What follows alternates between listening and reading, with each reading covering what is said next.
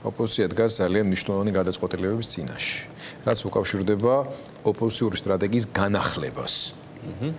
პირველ ეტაპზე ეს იყო არაღიარება, მათ შორის არჩევნების შედეგების. შემდეგ ეს იყო უკვე საგარეო გეოპოლიტიკური ვექტორის ცვლილებაზე, საზოგადოების რეაქციაზე პასუხის ადეკვატურად გაცემა.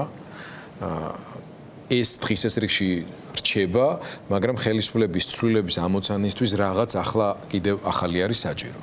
აი ამ სტრატეგიის ნაწილი ოპოზიციის განიხილავს თვითმმართველობის არჩევნების როგორც შესაძლებლობის გამოყენებას პოლიტიკური პროცესის განახლების, აქტივიზაციის რაღაცა ნაწილი ამას უყურებს როგორც სიტუაციის ნორმალიზაციის საფრთხეს.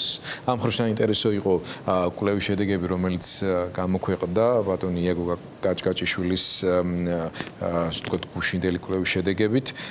გუშინაც და დღეც უმეტესად აქცენტები კეთდებოდა უფრო არჩევნებში მონაწილეობის არ მსურველ ადამიანებზე, მაგრამ არის რამდენიმე დეტალი, რომელიც გუშინ დროებაში დეტალურად ჰქონდა გამოტანილი და ახლაც მინდა რომ შეგახსენოთ, რაც არანაკლებ მნიშვნელოვანი არის პოლიტიკის ფორმირებისთვის და სტრატეგიის.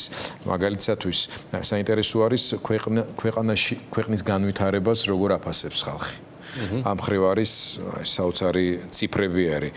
ქვეყნის მასშტაბით ხომ 57.1% უარყოფითად აფასებს ქვეყნის განვითარების მიმართულებას და მხოლოდ 33-ია რომელიც დადებითად, მაგრამ თბილისში ეს მაჩვენებელი 74.9%-ია. ანუ 74% თბილისში თვლის, რომ ქვეყანა არასწორი მიმართულებით ვითარდება. ძალიან მნიშვნელოვანი ციფრი არის ეს.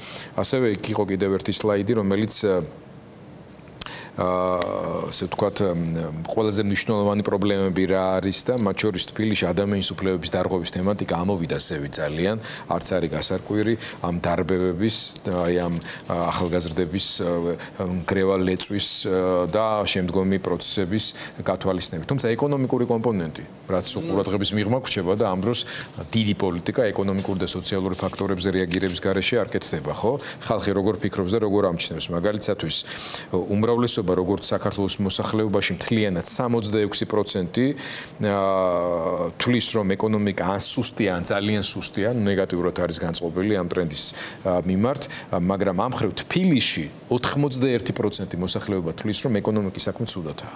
ესე ძალიან მნიშვნელოვანი მაჩვენებელი არის. უნდა გაგრძელდეს თუ არა პროტესტი. მოსახლეობის უმრავლესობა 53% ამბობს, რომ პროტესტი უნდა გაგრძელდეს.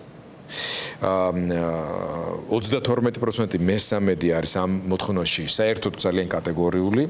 თბილისელების გამოკვეთილი უმრავლესობა 69% იმავე პოზიციაზეა და თბილისელებში 44% კიდევ უფრო კატეგორიულად არის განწყობილი.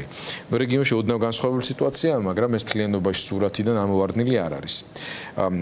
და ოპოზიციურმა პარტიებმა უნდა მიიღონ თუ არა მონაწილეობა, გითქვა 54.4%, შემდეგ პრეფერენციების მიხედვით ეს ჩაიშალა და იქ საპარლამენტოსთან ერთად თვითმმართველობის არჩევნების მონაწილეობას, რა თქმა უნდა, უფრო მეტი მომხრე ყავს. პარტიულ რეიტინგებს აღარ ვიტყვი, მაგრამ ერთადერთ დეტალს ვიტყვით ცალკეული პარტიების რომ არ აღვნიშნო, თბილისში ქართულ ოცნების რეიტინგი არის 24.6%. აი ამ ყველაფრის გათვალისწინებით თქვენი აზრით მაინც რა იქნებოდა, ასე ვთქვათ, ოპტიმალური ვერსია რთული გადაწყვეტილებების წინაშე ოპოზიცია? ხო, პრობლემა რაშია, რომ ოპოზიციამ აი 2020 წლის არჩევნების შემდეგ მარტო ოპოზიცია პოლიტიკურ ოპოზიციას არ გულისხმობ პარტიებს, ოპოზიციურ განწყობილმა საზოგადოებამ რაღაც მიიღო გადაწყვეტილება, რომ მთლიანად, ასე ვთქვათ, მთელი ბრძოლა გადავიდეს ქუჩაში. ანუ ყველა კვერცხი ჩაიდო ქუჩის პროტესტის კალათაში, ხო? და პარლამენტის ბოიკოტი ეს იყო ის გადაწყვეტილება, რომელიც ამ თვალსაზრისით შედარებით ძლიერი მხარდაჭერის მქონე იყო, თუნდაც 2020 წელს. ოპოზიციური ამორჩევლის დიდი უმრავლესობა არ ემხრობოდა პარლამენტის ბოიკოტს. დღეს ეს გამოკვლევაც აჩვენებს, რომ მაინც ოპოზიციური ელექტორატის უმრავლესობა რაღაცნაირად თვლის, რომ პარლამენტის ბოიკოტი ისტორია, თუმცა ყველა მაინც არ თვლის, ხო? მაგრამ ასეა თუ ისე, პოლიტიკურად ეს კვლევები ამ განსხვავებას არ აკეთებს, ხო, არსებობს რაღაც პოლიტიკურად აქტიური ნაწილი საზოგადოების და არსებობს, ისეთი ადამიანები, რომლებიც ყოველდღე პოლიტიკაზე არ ლაპარაკობენ, თვითონ ქუჩაში არ გადიან, შეიძლება იმდენად და აქტივისტები არ არიან. ხო, აქტივისტები უფრო კატეგორიული და რადიკალურები არიან, ყოველთვის უფრო რადიკალური მოთხოვნებს უჭერენ ხარს, მათ შორის ბოიკოტს, არჩევნების ბოიკოტს, პარლამენტის ბოიკოტს, მაგრამ ეს ვთქვათ, ოპოზიციური ამორჩეველი, რომელიც შეიძლება არ არის ყოველდღიურად ისე აქტიური, ნაკლებად უჭერს ხარს ამ ასე ზომებს შეულებრივად. და ამ გამოკითხვაში ესეც ჩანს, რომ არის ძალიან ძლიერი მხარდაჭერა იმისა, რომ პროტესტის გაგრძელდეს, ცოტათი ნაკლები, მაგრამ მაინც ძლიერი მხარდაჭერა, რომ პარლამენტის ბოიკოტი სწორია და ასევე არის მხარდაჭერა იმისი, რომ არჩევნების ასე ვთქვათ, ბოიკოტი მოხდეს, მაგრამ მაინც შედარებით ნაკლები მხარდაჭერა. ანუ ოპოზიციურ ელექტორატშიც, ოპოზიციურ ელექტორატსა და პოლიტიკურ პარტიებს შორის გარკვეული განსვლა, ხო, რაღაც თუ პოლიტიკურ პარტიებში მაინც უფრო ძლიერია ბოიკოტის, უფრო ძლიერი პარტიებმა, ვთქვათ, ასე ვთქვათ, იმ პარტიებმა, რომელთაც ოფიციალური შედეგები უფრო მაღალი აჩვენეს ბოლო არჩევნებზე, ანუ კოალიცია ცვლილებებისთვის ნაციონალური მოძრაობა, ისინი ბოიკოტისკენ არიან და ვინც შედარებით ნაკლები აჩვენეს, ხო, ისინი უფრო იხრებიან მონაწილეობისკენ, ხო, მაგრამ ანუ პოლიტიკურად აქტიური ხალხში უფრო ძლიერია ბოიკოტის მოთხოვნა, მაგრამ მთლიანად ოპოზიციურ ელექტორატში უფრო ძლიერია ის განწყობა, რომ მაინც უნდა მიიღო მონაწილეობა, ხო, ანუ ესეთი გაორება ერთგვარი.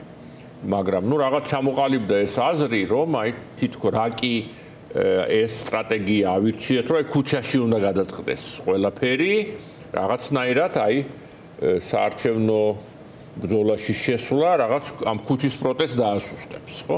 და შეიძლება დაასუსტოს კიდეც. ეს გამორიცხული არ არის, მაგრამ აქ არის უკვე არჩევანი ასეთი, რომ იმის, არჩევნების ბოიკოტის მომხრეები არიან, რომ მაინც ხო არ მოგაგებინებენ, ხო? მაგრამ აქ იგულისხმება, რომ ქუჩაში რო დგახარ, წავლენ ამ ქუჩაში დგომით, ხო? ან ქუჩის პროტესტით, რომელიც თავისთავად მნიშვნელოვანია და მეც იმ უმრავლესობაში ვარ, ასე ვთქვათ, ამ მოქალაქეების ვინცთვის რომ უნდა გაგრძელდეს. ხო, თითქოს ამათ შორის წინააღმდეგობაა და არჩევნებში მონაწილეობას რომ მიიღებ ამით პროტესტს ჩაკლავდა და პროტესტს რო ჩაკლავ, ესე იგი რაღაც ბიოანიშვილის თამაშს თამაშობ. ხო, რაღაც ეს მოსაზრება არსებობს. მე არ ვთვლი, რომ ეს მოსაზრება, ასე ვთქვათ, ამ მოსაზრებას წყალი არ გაუვა.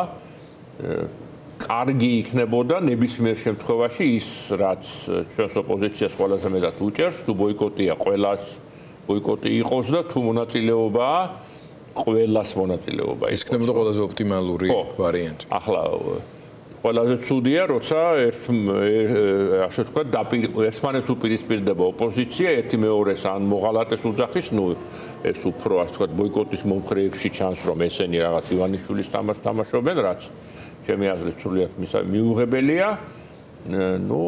ან რაღაცა ხო, რაღაცა მოკლედ რაღაც ბრძოლა თითქოს გადადის ოპოზიციის შიგნით, რომ მონაწილეობა არ მონაწილეობა, რაც თავისთავად ლეგიტიმური შეიძლება საკამათო საკითხი იყოს, მაგრამ თავისთავად ის, რომ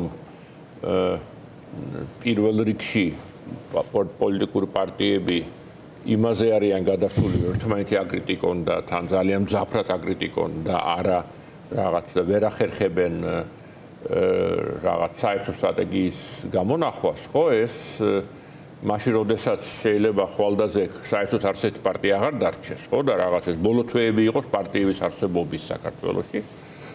ეს რა თქმა უნდა, თავისთავად ეს ფაქტი ასუსტებს ძალიან გინდა პროტესტსაც და გინდა რაღაც ყველანაირ პერსპექტივებს იმისა, რომ რაღაც შენარჩუნდეს რაღაც დემოკრატიის რაღაც ელემენტები ამ ქვეყანაში.